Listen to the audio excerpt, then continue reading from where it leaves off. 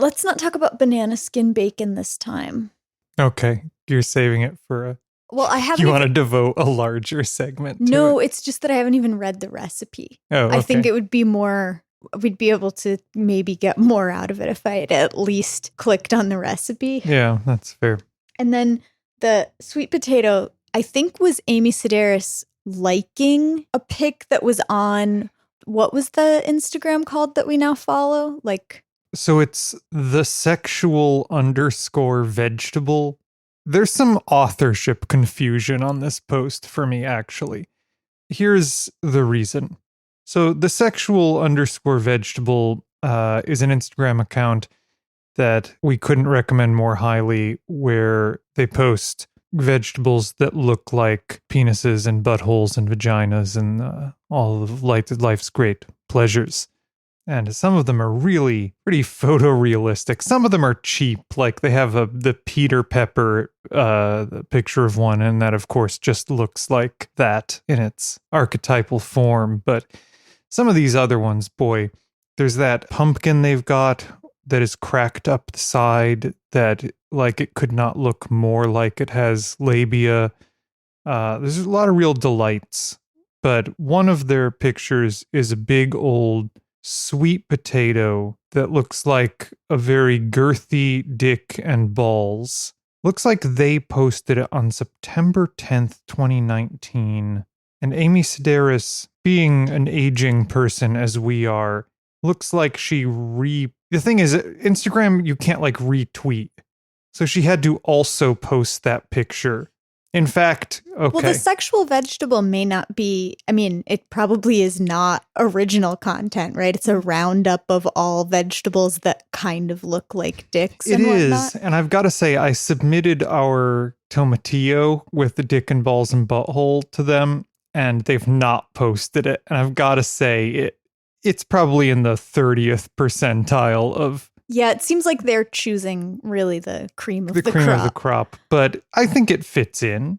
It's nothing to sniff at. I think it's because the penis is so small. You think they only post girthy penises? Actually, now that I'm looking at this more, I think you're they have right, some insecurity that they're compensating for, so they're not willing to show off that tiny dick on a tomatillo. Wow, it's so cute, though.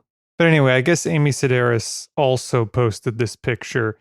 In the original post on the sexual vegetable, they captioned it, "Ladies and gentlemen," winky emoticon, hashtag, "is it worth it? Let me work it." Hashtag the sexual vegetable. Hashtag sexual vegetables. Hashtag eat your veggies. They're biting off us, obviously there. Hashtag feeling cocky. Hashtag ripe and ready. Hashtag hot potato. Hashtag show it off.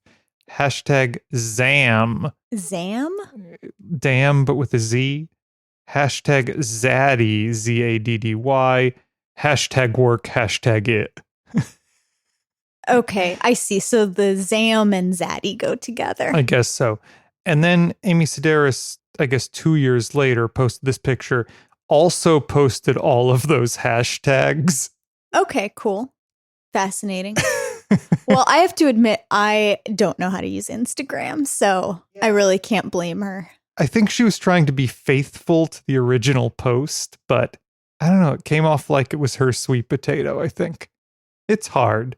The ethics of this are hard. Not as hard as this sweet potato dick, but... You're Roman. You are Allison, and this, on paper anyway, is seedy business. It's seedy business. It's seedy business. Do you feel romantic about our shared blisters? I hadn't considered that would be a way to feel. Well, I want you to consider it. Allison and I have blisters on our hands in the same spot. It's because we went romantically, I'll say, kayaking in the intercoastal at dusk on a beautiful day. We went with a friend with whom we don't share romance, but I felt romantic about it nonetheless. And then we emerged from this kayaking experience with matching blisters. Did that change your mind? I can't say that I feel particularly romantic about the blister. I can sense that you want me to. Do you want to rub them together? Ew. I don't know how to get into the Soil Your Undies challenge. It's a pretty good thing to talk about. Start by reminding me what it is. The Soil Your Undies challenge, like any good TikTok challenge where you're snorting cinnamon or drinking gallons of water until you die of electrolyte imbalance. What are the kids doing on TikTok these days? I think mostly dancing, but Yeah, I heard they were doing a thing where you have to make out with your sibling.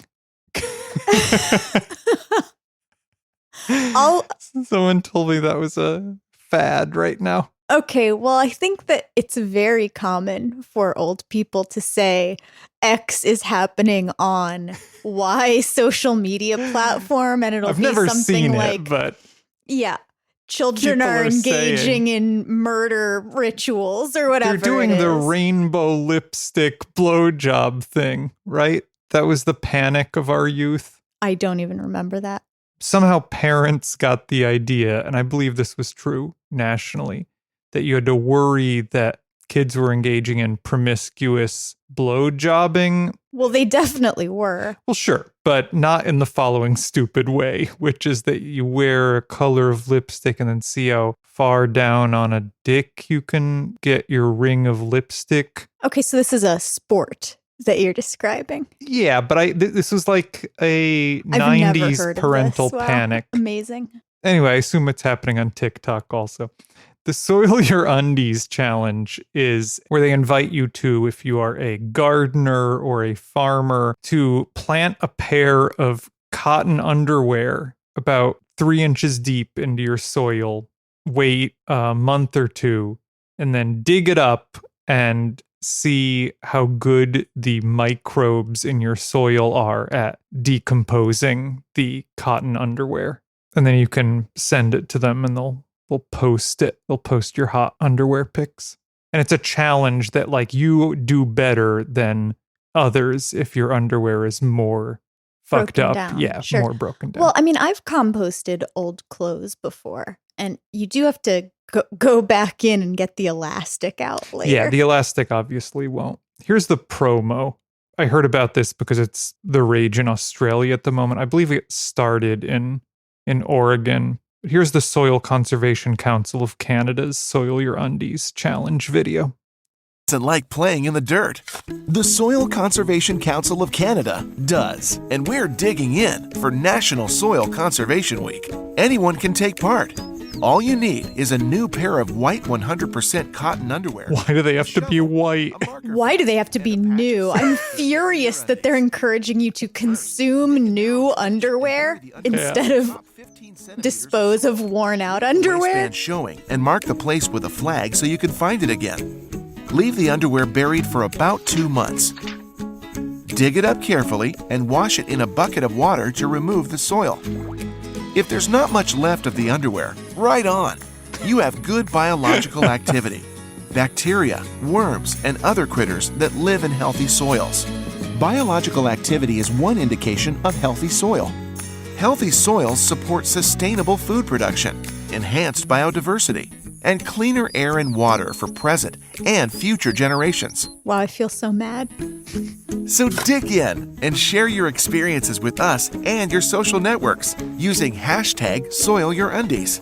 It's time to soil your undies in the name of soil conservation. Okay, well, that's pretty It's good. pretty cute, I think. But I'm not going to be able to get past the idea that they want you to buy new Listen. cotton. Listen, they want them to be new and they want them to be white. And that's because they want it to be as gross as possible. You agree? Yeah, I guess so. But I don't know why you would turn essentially composting into buy a new thing yeah, and then waste destroy it for no reason. Yeah. Yeah. Yeah, that's a tough sell. not to TMI on this Wow, I podcast. can tell that TMI is about to happen. Well, I don't believe I've worn cotton underwear in many years. Like my underwear is modal rayon or something, which is just to say I don't think we can do this challenge with my underwear. But I think we should do this challenge with your underwear. I mean, I've already composted underwear in my life. I don't need to do it now. And also, our soil is just sand here. We already know we have one worm. I think we just have one. We did see one worm, so we're rocking and rolling. I do think we should do this challenge, though, so we can get the younger TikTok demographic. Wow. We'll look into it. All right, speaking of which, do you want to tell me what not currently underwear is in our garden? Then let us cultivate our garden. It's the only way to make life endurable.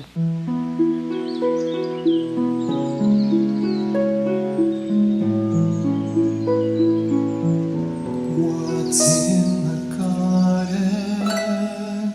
Yeah, that was a confusing way to lead into the What's in the Garden segment, but I figured it out. Yeah.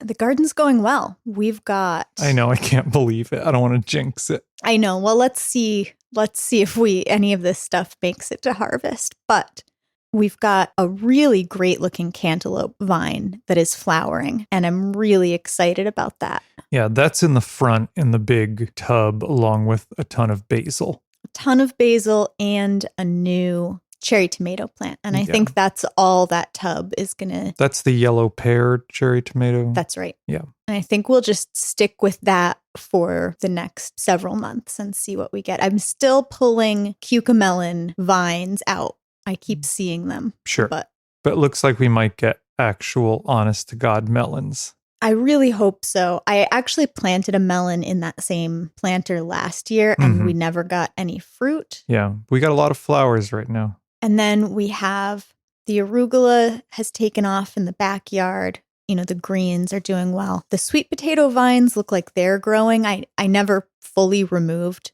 all the sweet potato vines. Like I let them overwinter. Yeah. So we'll just see what happens. If nothing else, they look really nice. Mm-hmm. And I planted some green beans in among the sweet potato vines. So we'll see what happens there. But the green beans are like getting pretty tall. Yeah. And we went to the local nursery yesterday and picked out some starts for an herb garden because even though we had an extensive herb garden before, we just never got one started here. So now we've got oregano and rosemary and thyme and some mint. The new strawberries are results unclear on These are in the fabric containers. Strawberry pots. I don't think that the landscape cloth or whatever it's called, it doesn't retain moisture very well. And it doesn't seem to, like the water doesn't seem to evenly disperse. So some of the plants are doing much better than others, even though I've been like rotating the bags around to make sure that they get even sun exposure. A bunch of the plants have, you know, they're all like sprouting and shit. But the question is, will we be granted strawberries from it? And I think so. They've been flowering, but I've been pinching off the flowers because I'm not going to let them fruit this first season. I'm going to let them get really established. But they're ever-bearing. I can't believe you're willing to pleasure delay in that way. Well, they're ever-bearing, so we should get some later crops. But I mean, they've only been planted for like 2 weeks or something. Yeah, I'm pretty impatient. Okay, well, today's catalog is the Burpee catalog. However, this is another retro episode. We are going all the way back to look at the Burpee catalog from the year 1881, 140 years ago. Burpee had only been founded really a few years before this. From what I could see, I think probably its first catalog it published was in 1878, but this is the first one I could find a copy of from a few years later. And we've talked about W. Atlee Burpee a number of times over these podcast episodes.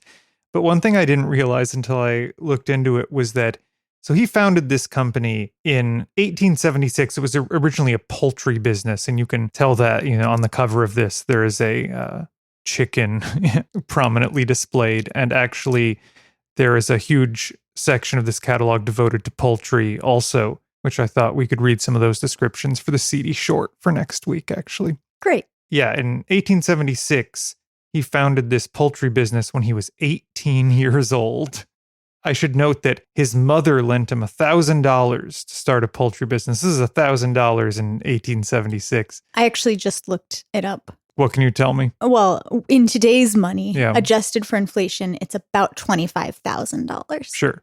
I mean, so this is a classic, I'm sure A Burpee self-made would- man right, with yeah. just a small loan from his parents of $25,000. Right, yeah.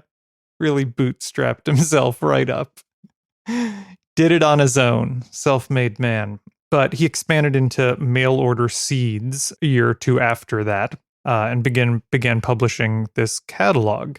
I guess he would have been 23 when this catalog was published. And he apparently wrote all his own copy. Says Burpee, so it's hard to know how much of that is mythologizing the man, but I'll take that on its face. I mean, he's a weird little seed savant as a young lad, I guess. If only either one of us had had the foresight to become a seedsman. If only either one of us had had the foresight to receive a substantial loan from our parents.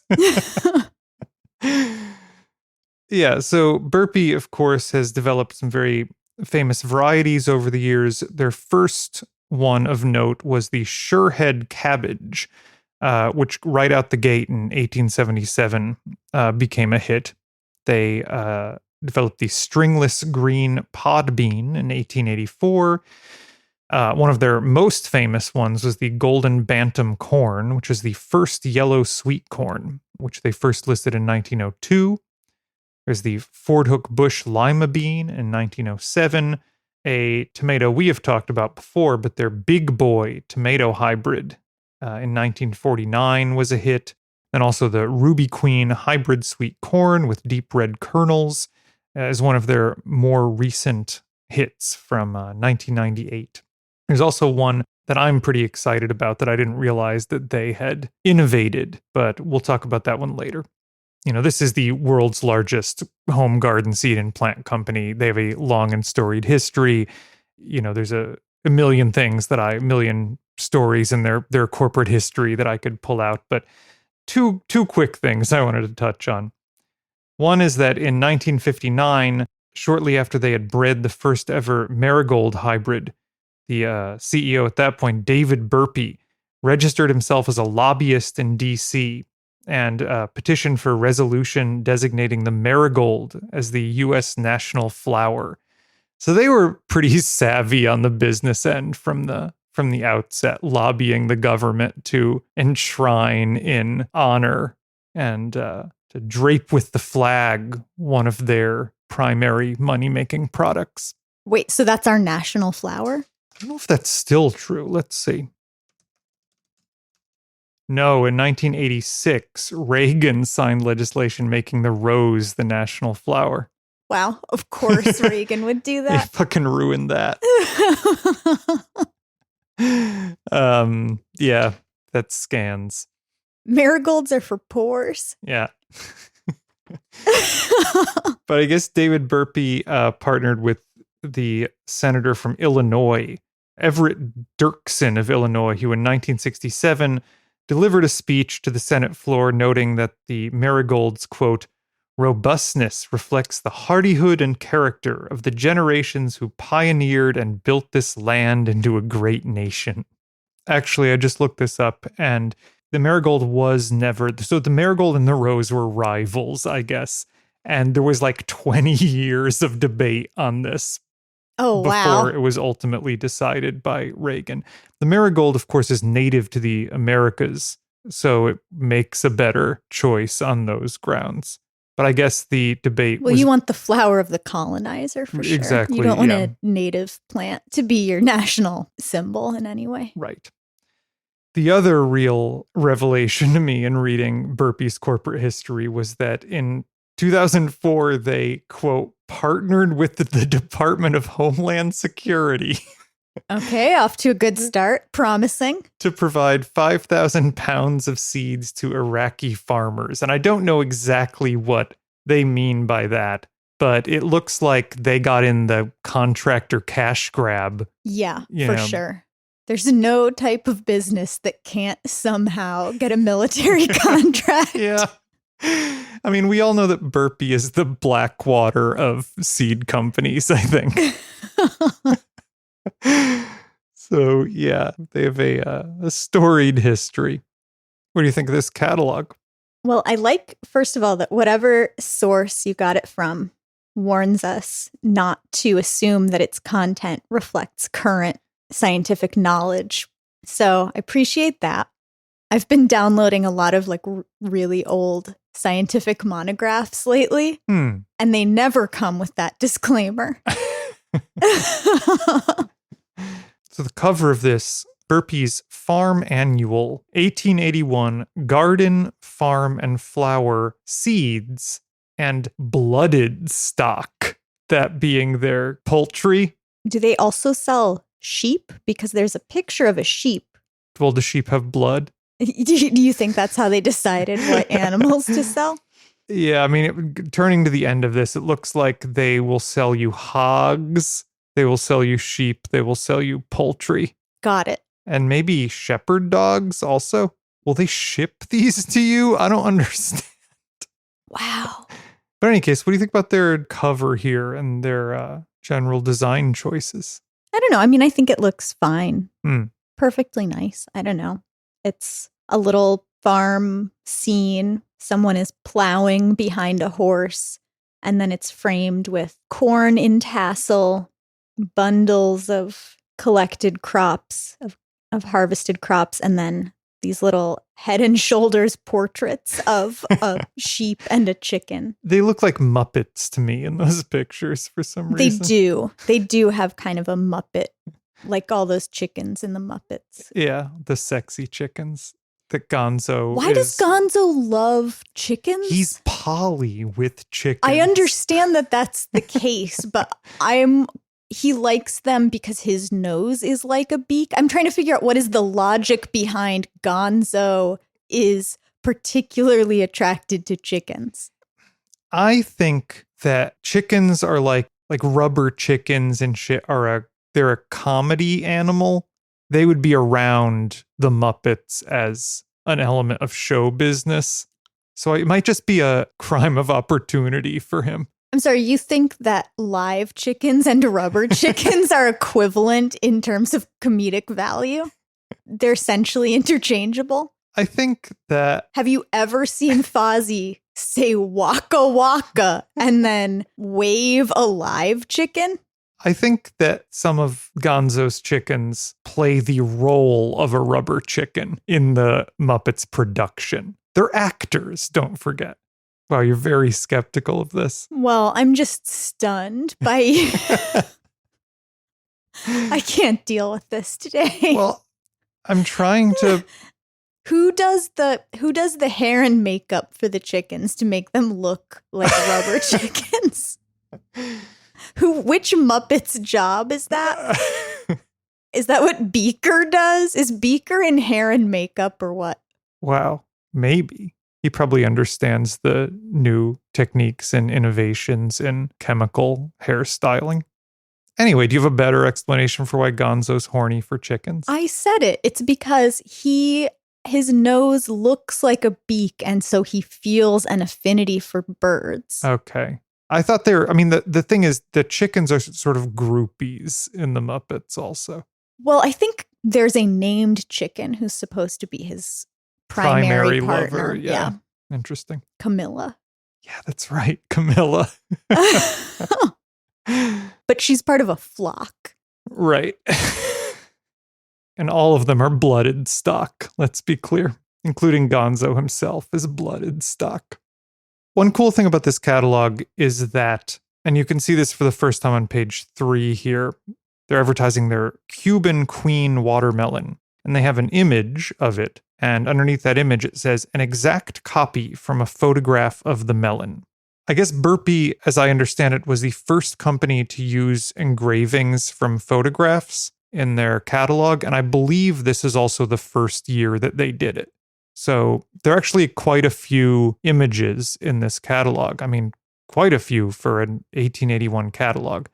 And some are captioned like they're an exact copy from a photograph, and some are illustrations. That's interesting. It's interesting to include that disclaimer of how accurately reproduced the images. Mm-hmm.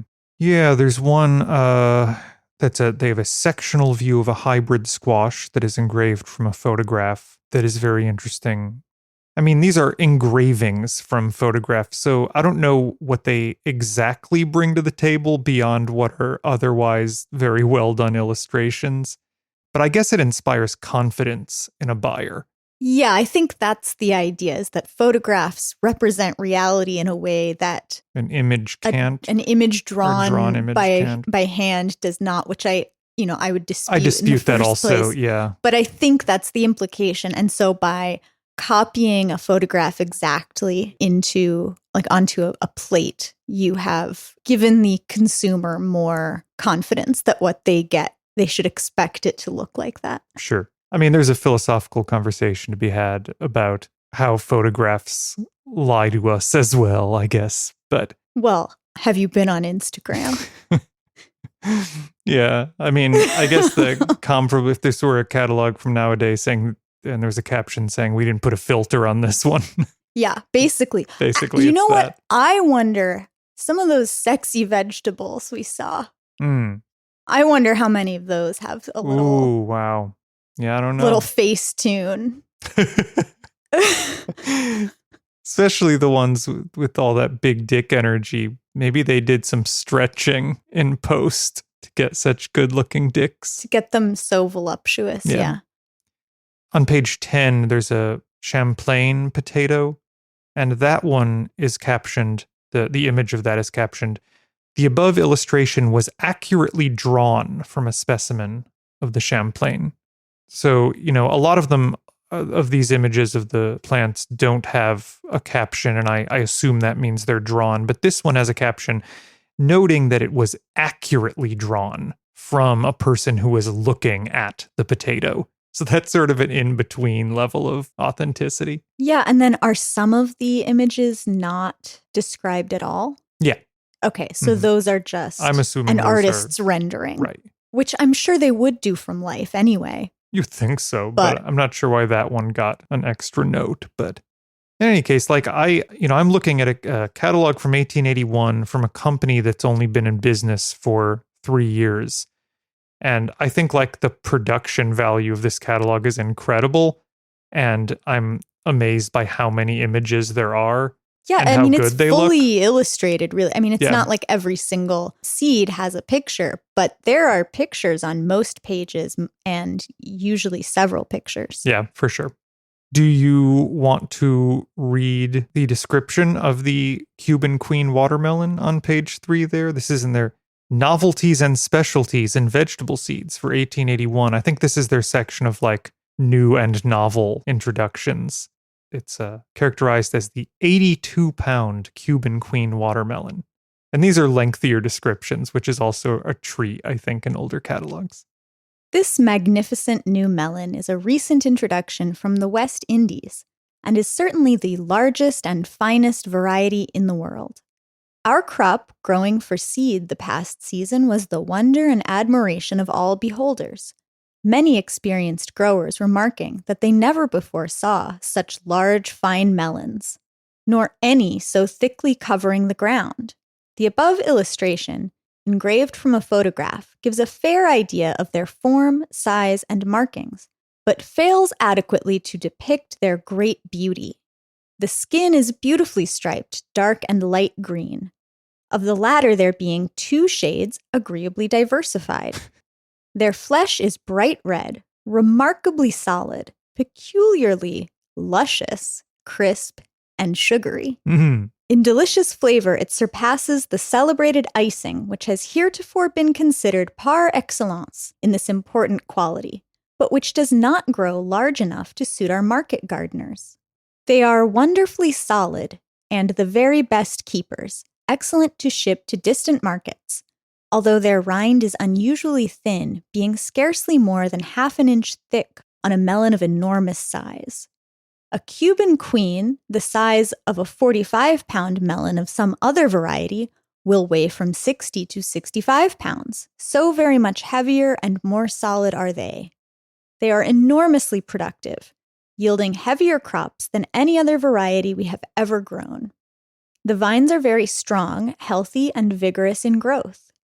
Their enormous size, handsome appearance, thin rind, red flesh, and delicious taste are so captivating that they cannot fail to bring extra prices wherever put on sale.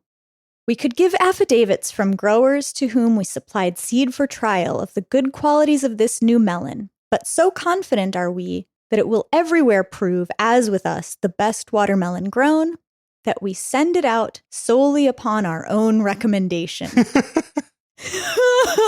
They're saying we got a lot of people who love this watermelon. Many people are saying we could tell you who they all are and how much they love it, but let's just take our word for it. Color of seed, dark brown to black, sold only in sealed packets with the above engraving printed on each. Then it says every purchaser is entitled to compete for $50 in 3 cash prizes. And I do want to read this because please. I'm very intrigued about this competition. We will pay $25 cash to the grower who raises the largest Cuban queen melon, $15 to the grower who raises the second largest, and $10 to the third largest.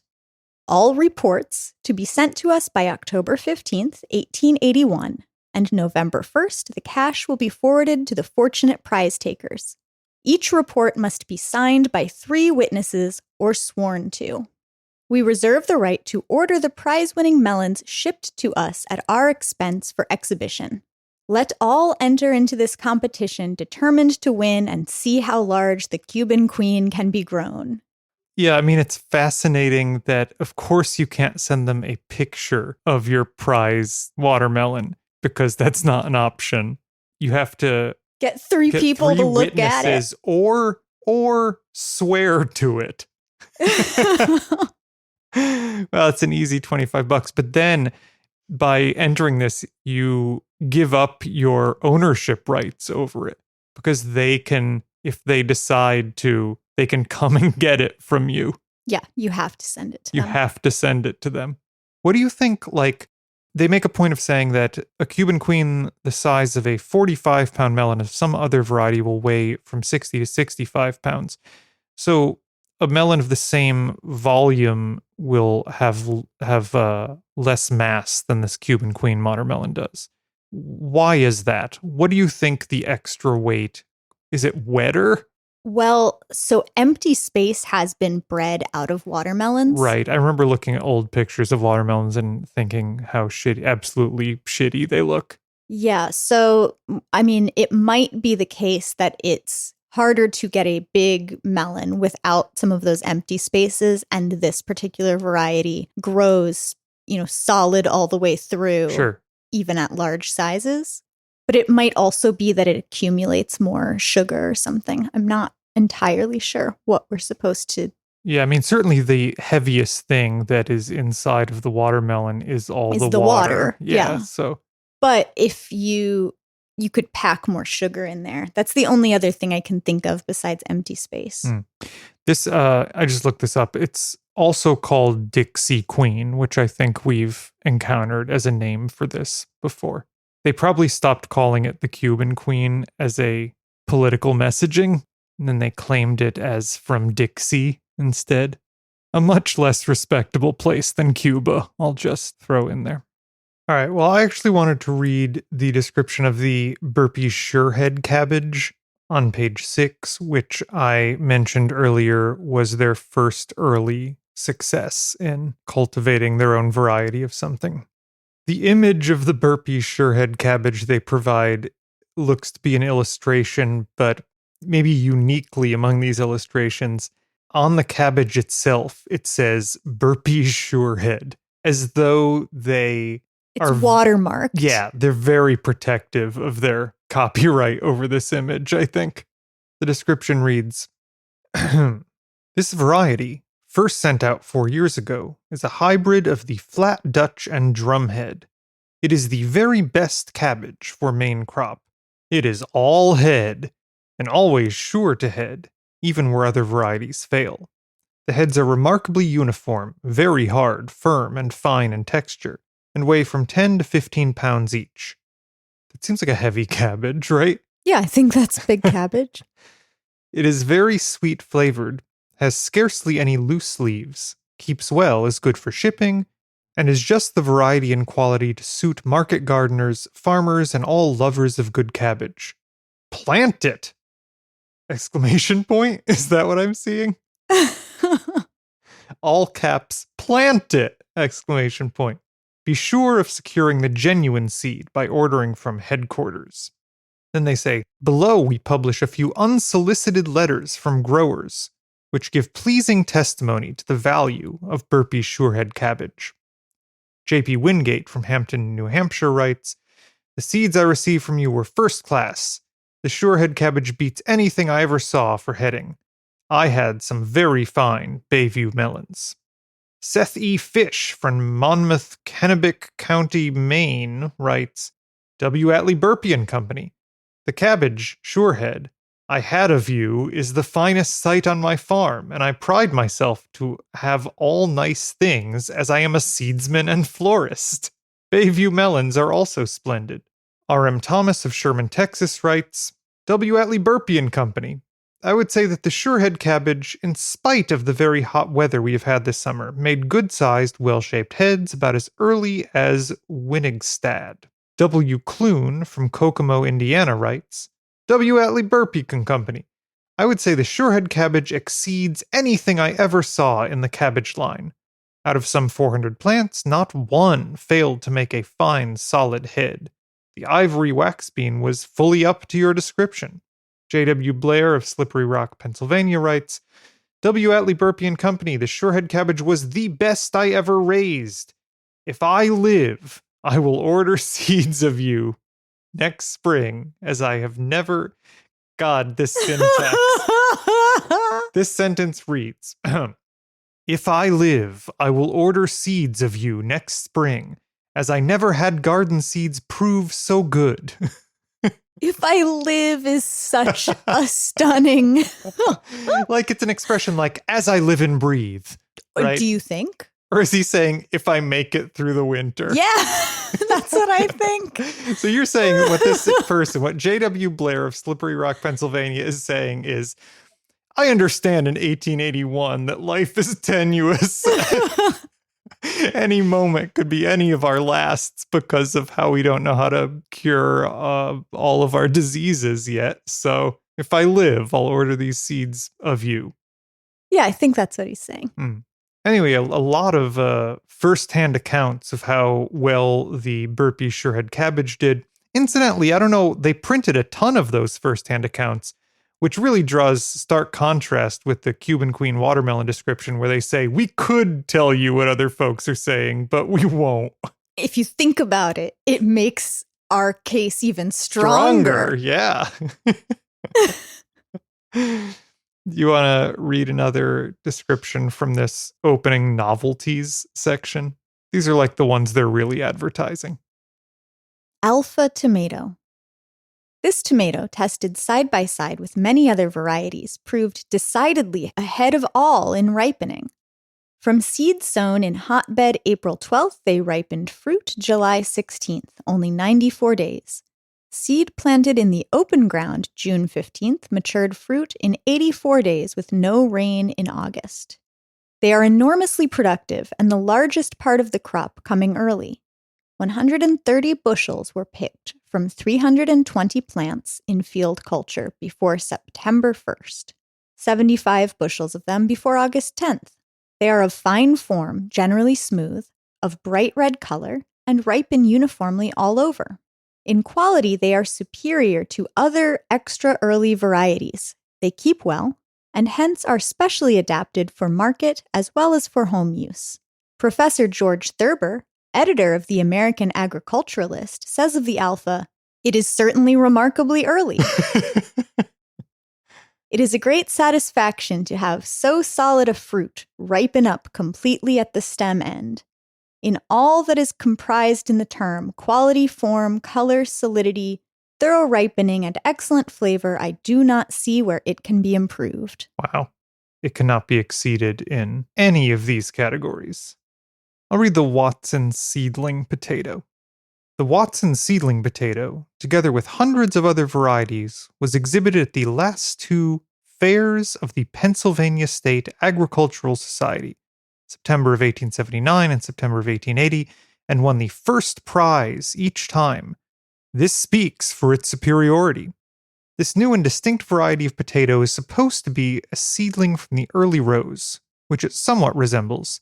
After 4 years' thorough trial and testing in different soils and climates, after burying our underwear in the ground and pulling it up, it has proven itself to be one of the best, earliest, and most productive potatoes ever introduced, in almost every instance rivaling the early rows, when planted side by side under the same treatment. Strong, healthy vine, dark green foliage, tubers oblong in shape, large and uniform in size, eyes shallow, dry and mealy when cooked, and, this is in italics, has been pronounced by epicures to be the best flavored potato ever introduced, having the advantage over many of being excellent when boiled quite young, and of keeping solid and sweet late in the spring. The tubers are beautiful in appearance, with smooth, delicate skin of a pale rose tint. We cannot recommend this potato too highly. Wow. Yeah, that's one of the most flattering potato descriptions I've ever read, I think. This one has some testimonials also. I think this is John Schrader of Newcastle, Wisconsin, who says, "Dear sirs, I cannot sell you any of these Watson seedling potatoes. Even if you would offer me $25 per bushel, I should refuse." What do you take from that? That grower wants to hoard all of the potatoes he grew for his own eating? I guess? They caution. There's a section that says caution. The immense popularity of the Watson seedling potato may induce irresponsible vendors to palm off the early rows. The public are cautioned against such imposition, of which there is danger from the fact of the resemblance in appearance. So just like in the last episode where there was a concern about fraud in the Vidalia onion market, I guess there's a concern also here that people might be passing early roses as Watson seedlings. Yeah, I mean, this is an attempt to generate buzz, certainly. Yeah, I mean, yeah, I guess saying our product is so good that people are known to do crime with it is enticing. I'd like to read the crystal white wax bean, which I believe was mentioned in another testimonial. Yeah, several people, I guess, that grew the cabbage also grew this bean. A distinct new bush bean, very quickly growing and exceedingly productive. Although quick to mature, they are slow to harden, retaining their juicy, succulent flavor for some days after they are ready to pull. The pods are round, 5 to 6 inches long, nearly transparent and very fleshy with small seed. For table use as string beans or for pickling, they are peculiarly crisp and tender, altogether unsurpassed. In habit of growth, they are very bushy, branching freely and the foliage covering the beans in growth. Just the kind for the market, as they are so sightly and attractive. On page 9, there's a large font warning that says, "Do not fail to plant the Cuban Queen watermelon. It is the largest and finest variety grown. Please read page 3. Yeah, this is just an ad on some other page saying, go back to page 3. Do not fail to plant this. But before we go today, I mentioned earlier that there was one variety introduced by Burpee that surprised me. I didn't realize that they had introduced this variety, but when you think about it, it really makes a lot of sense. And that variety, the greatest, maybe, innovation by W. Atlee Burpee and Company, is iceberg lettuce. They invented iceberg lettuce. Can you believe it? A triumph. Yeah, a triumph of ingenuity. And actually, this was not released until 1894. So we've been reading from the 1881 catalog. But I actually found a copy of their 1894 catalog because I wanted to read you the first seed description of iceberg lettuce. This catalog has 2 illustrations in color in it, which is very exciting, I think. One is the Ford Hook First tomato, and the other is the iceberg lettuce. Here is the listing. New iceberg lettuce. Quick growing, hard, handsome heads. Exquisite in flavor. That's what I think about every time I think of iceberg lettuce. Yeah, it does have an exquisite flavor.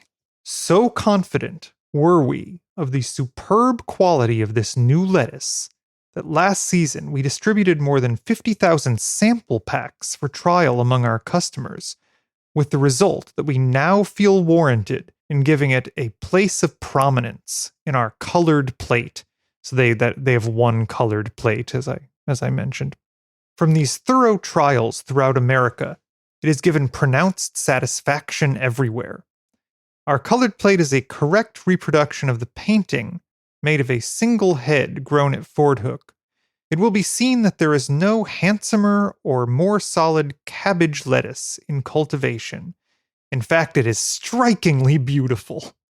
The large curly leaves, which cover the outside of these solid heads, are of a bright light green, with a very slight reddish tinge at the edges. They have small indents, which are constantly filled with dewdrops. They are thus kept fresh and show a remarkably crystalline appearance, which well warrants the name of iceberg. The unusual solidity of the heads is ensured by the large white main ribs of the leaves, each of which, curving strongly into the center, acts like a truss, making it impossible for the leaves to open outward and expose the center, which is constantly thoroughly blanched. It matters not whether in the early spring or the hottest days of summer, the quality is simply perfect. So long-standing and hard are the heads that they seldom shoot up to seed unless cut open with a knife and then taped back together with duct tape. In all our experience, we have seldom seen such superb heads of lettuce, and we confidently recommend this new iceberg lettuce as surpassingly fine for the home garden and equally valuable for market. Its beautiful appearance ensures quick sales. So, What a treasure. yeah, what a treasure. Yeah, exquisite in flavor, the remarkably crystalline appearance, strikingly beautiful. Ridges covered in dew in perpetuity. Now, maybe I want a wedge salad. Real queen of the garden. Yeah. Should we make wedge salad? That sounds. We could use banana skin bacon. Oh wow! I knew you were going to try to make me talk about banana skin bacon. No, we could save that for next time. Well, you might be interested in knowing that of all the famous products that they've innovated over the years, that they for some reason no longer sell, Burpee does, of course, continue to sell iceberg lettuce seed. On their website currently, their iceberg lettuce description reads, Heirloom. Introduced in 1894, it defined a whole new class of lettuce. Introduced in 1894, iceberg quickly became the great American lettuce, prized by gardeners and farmers alike for this crisp head variety's firm packed heads and knack for retaining freshness, flavor, and crunch. Cool green, medium-sized heads with fringed, ruffled outer leaves have pale, silvery white hearts, unrivaled for crispness, thrives in cooler weather. And that should tell you all you need to know about the deterioration of their copy throughout the years. Maybe for their 150th anniversary, they can revive their historic copy. I mean, that would be for fascinating. varieties they still carry. That would be cool. That would be cool. They'd have to be cool to want to do that, though. This is 3 sentences long, and it references its crispness twice. It has a 1.8 out of 5 stars on the Burpee site at the Yikes. moment. Jackie B. from La Crosse, Wisconsin, has a 2-star review that says, Did not form a head. These seeds only produce leaf lettuce, not the head of iceberg lettuce that my father likes. Everyone's father likes iceberg lettuce. That's what I take from that. Nobody likes iceberg lettuce, but everyone's father likes iceberg lettuce. Well, it's got the finest flavor. Yeah. It's like a white diamond, glistening, shining in the sun, a beacon of hope. I mean, it seems like the biggest complaint is that none of, these do not form heads. That's their only job. Their literal only job as iceberg lettuce is to form a nice, tight, hard head. Yeah, I mean, that's probably growing conditions. It's probably too warm for them or something. Do you remember when when my mother came to visit and we asked if we could get any food that they would enjoy having in the house in advance? And my mother said, "Can you get a head of lettuce and bring it in the car when you meet me at the airport?" And we got a head of iceberg lettuce. And when we went to the airport, came to pick her up at the airport, presented her with this, and she began just eating it in the car Well, and offering pieces to us. well, you should interview her about why iceberg lettuce is so good. You know what? I'm going to do that right now. Okay. Just a quick call to Mary Alice, I think. It is Mother's Day. It is Mother's Day. Yeah, good idea.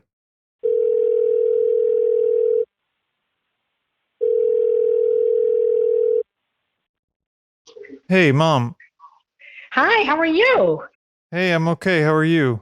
Good. Hold on 1 second. I want to put, I've got the speaker on. I'm going to go to a different area where I can hear you better then. Can I go out here? Okay. You're on the podcast right now. Okay. I don't know what that means because I'm not technologically advanced in any way or form. That's okay. So first of all, just to be clear, I called you earlier today for Mother's Day. This is not our first Mother's Day interaction today. Can you confirm Right. that? I know that. Okay. I remember that. Good. So we're calling now because we are recording our podcast. Okay. Yeah. So this catalog we're looking at was the Burpee catalog from 1894, and it was the first catalog to introduce iceberg lettuce. And we decided to call you because we had a memory of one time when I came to pick you up at the airport. You were probably visiting us in North Carolina, and you asked that we bring a head of lettuce to meet you at the airport. Can you tell us what you like about lettuce? Well, I like iceberg lettuce in particular because it has a lot of fluid in it. It's a very crunchy.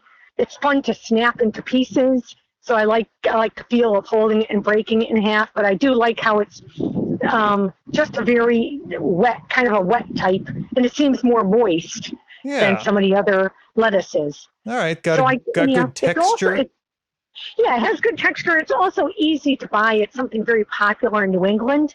So, it's very easy to find iceberg lettuce in any store. It has a lot of crunch. It lasts a long time in your refrigerator. All excellent points. And you can use the different parts of the lettuce look like, if you pull off one by one piece, they look like little scoops.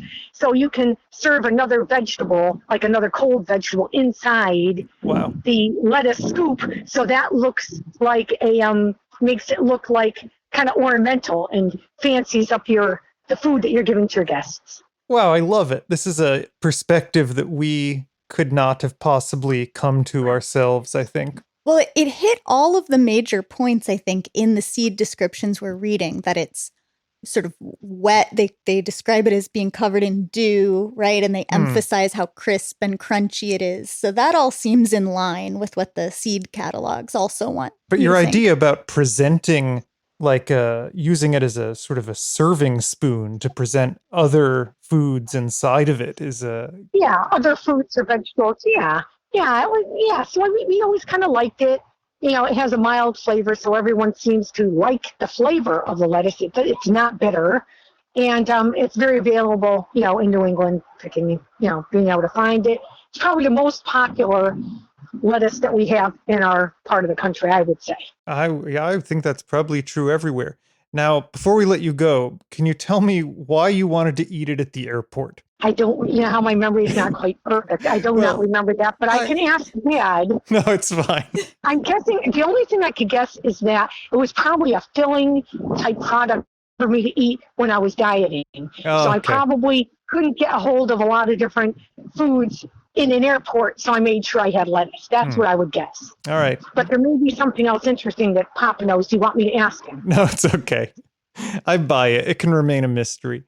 All right. Well, thank you for being interviewed briefly here. Okay, and this is in what are you interviewing me for? This is the Seedy Business podcast. Okay, so am I going to get to read it someday?